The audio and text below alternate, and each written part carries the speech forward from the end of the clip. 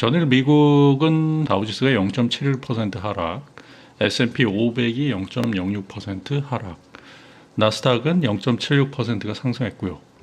국내는 전일 먼저 하락했기 때문에 야간 시장에 지수 선물은 0.5% 이상 상승 출발할 것으로 보고 있고요. 유럽 시장 독일 닥스 지수, 영국 FTSE, 프랑스 가크 지수 1%대 하락을 했습니다. 하지만 국내 시장은 금요일날 매를 먼저 맞았고 나스닥 상승에 따라서 국내 역시 상승 출발할 것으로 예상이 되고 있고요. 미 국방장관 병력 철수 기한이 다가오자 아프가니스탄 방문한다라고 해가지고 이게 지금 시장의 핫한 이슈고요. CNBC의 메인 뉴스를 보시면은 바이든 팀이 트럼프와 비슷한 강한 입장을 취함에 따라 미중 무역 관계는 여전히 긴장되어 있습니다. 지금 현재 시장에서 가장 핫한 것은 미국과 중국의 무역 전쟁과 관련된 부분이에요. 지금은 양자 서로 간의 입장만을 이야기하는 부분이었다. 특히 중국은 미국에게 내정 간섭하지 말라라고 하고 미국은 전 세계가 중국을 주목하고 잘못된 길로 가고 있음을 지적을 했죠. 서로 간의 평행 상태가 지금 진행되고 있다. 시장에서 가장 핫해요. 하지만 이게 가장 피크를 칠 때는 이 테마가 국내 주식시장에서는 이익 실현의 빌미가 다가오기 때문에 여러분들 그걸 잘 보셔야 돼요. 동국 SNS, 유니온 머티리얼스, 그리고 티플렉스 이런 종목군들 같은 경우는 만약 더 이상의 악화되지가 않는다, 미국과 중국이 악화되지 않는다라고 하면 그때가 이익 실현, 세력들이 주식을 던질 그러한 상황이 발생하기 때문에 조심하셔야 된다라는 말씀을 드리고요. 이번에 신규 상장되는 엔시스라는 기업이고요. 이 기업은 오늘과 내일 공모를 받습니다. 확정 공모가는 19,000원, 그리고 상장일은 4월 1일이다라고 하고요. 전체 57만 5천 주를 받는데 미래에셋 대우에서 받고 있어요. 미래에셋 대우가 금요일날 좀 사고가 터졌죠. 투자자가 몰리면서 MTS하고 HTS 지점에 전화를 받지 못하고 있어요. 미래에셋 대우에서 공모주를 받는 거는 CMA 계좌에다가 집어넣으면 안 돼요. 항상 주식 계좌에다가 집어넣어서 거기서 공모를 받으셔야 됩니다. CMA 계좌에다 집어넣었을 때는 그것을 주식 계좌로 이동을 해야 된다라는 단점이 있어요. 다른 증권사는 좀 차별화되어 있어서 상당히 불편해요. 그것 때문에 미래에셋 대우가 지금 지적을 받고 있고요. SK 바이오사이언스 공모를 받았던 분들이 이익 실현이 일제히 나오는데 접속을 하지 못해서 못 팔았다라고 해서 큰 손해를 봤다. 지금 상황에서는 분위기는 좋지 않죠. 미래에셋 대우에서만 주관을 하고 있고요. 그 중에 절반 28만 7,500주는 균등 배정이다라고 해서 계좌 수에 따라서 균등하게 배정이 들어갑니다. 그렇기 때문에 받으시면은 아마도 상당히 뜰 겁니다. 엔시스라는 기업은 2차 전지, 유화학, 삼성 SDI, SK 이노베이션의 2차 전지에 대한 검사를 하는 그러한 기업이기 때문에 2차 전지와 관련이 있기 때문에 4차 산업과 관련된다라고 해서 아마도 공모가보다는 훨씬 많이 뜰 거예요. 100%가 뜰 수도 있기 때문에 한 주만 받더라도 통닭값 나온다라고 생각하시고 받으시길 바랍니다. 이 종목 자체가 영업이익도 나오고 있고 재무제표도 괜찮기 때문에 전년 9월 30일까지 매출액 288억에 영업이익이 한 72억 정도의 영업이익을 창출을 했고요. 당기순이익이 48억 정도가 나오는 기업이다. 그렇기 때문에 공모를 받으시면은 무조건 수익이 날 수 있다라고 봅니다. 자, 엔시스에 대한 기업의 홈페이지고요. 이 사업 분야는 머신 비전, 자동차 장비, 부품 가공이다라고 했는데 가장 핵심적인 부분은 2차 전지 배터리 검사 장비 그러한 부분이 있다라는 말씀을 드리고요. 보시면은 글로벌 배터리 시장 전망해서 이렇게 나오는데 이 배터리와 관련된 사항을 IR부 여기다가 많이 집어넣었어요. 공모가 핫하게 만들기 위해서 2차 전지 전공정 검사 장비 공급 가능 국내 유일 업체다. 금일 중국 테슬라 금지령에 머스크 발끈 이게 SBS 비즈라는 곳에 나왔는데요. 악재 속 주가 3,000달러 전망도라고 이야기가 나오는데 무슨 최근 중국 온라인상에서 중국 모 부대가 군 주택단지 등에서 테슬라 차량의 진입과 주차를 금지했다는 통지문이 퍼지기도 했다. 테슬라가 미중 무역 전쟁에 좀 희생양이 지금 되고 있다라는 일정 부분의 이야기죠. 계속적으로 빠지고 있는 상태에서 미국과 중국에서 화웨이가 미중 무역 전쟁에 미국의 직격탄을 맞았다라고 하면, 그러니까 중국과 좀 경쟁 관계에 있는 테슬라를 지금 제어하고 있다라고 볼 수도 있고요.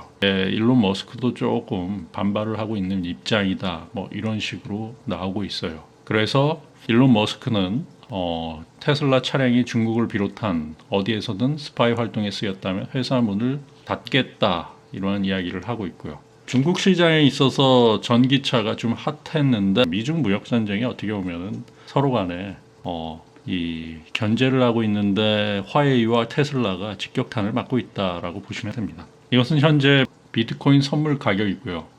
57,837.50달러에서 지금 거래가 되고 있다.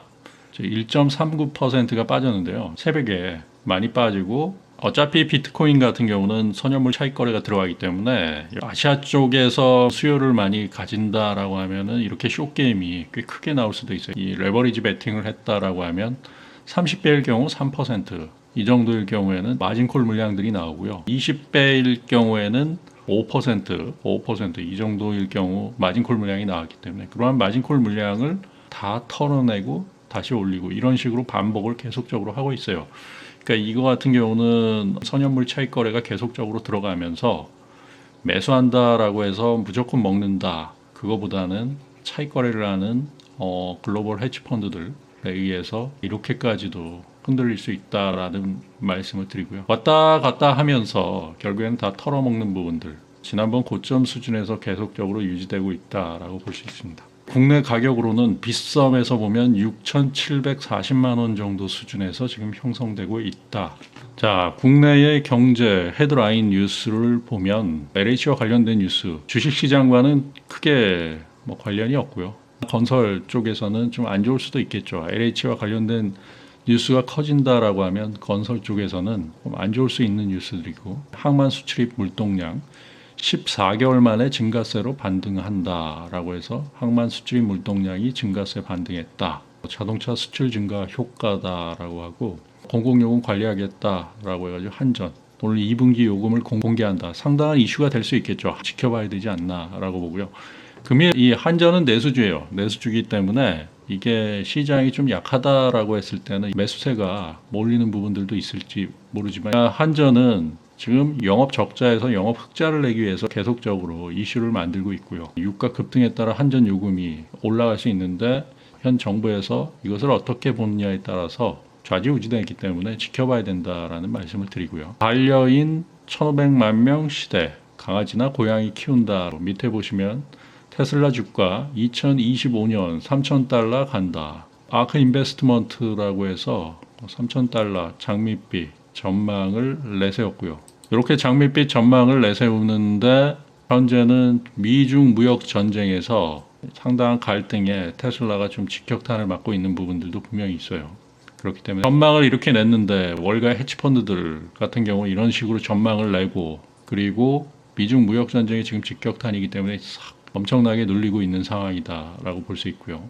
이렇게 금일 이슈가 되는 상황을 이야기를 드렸고요. 제가 계속적으로 말씀드리지만 시장에서 가장 핫한 종목들, 거래가 실릴 수 있는 종목을 매매를 하셔야 되고요. 금일과 같은 경우는 SK 바이오사이언스가 핫하죠.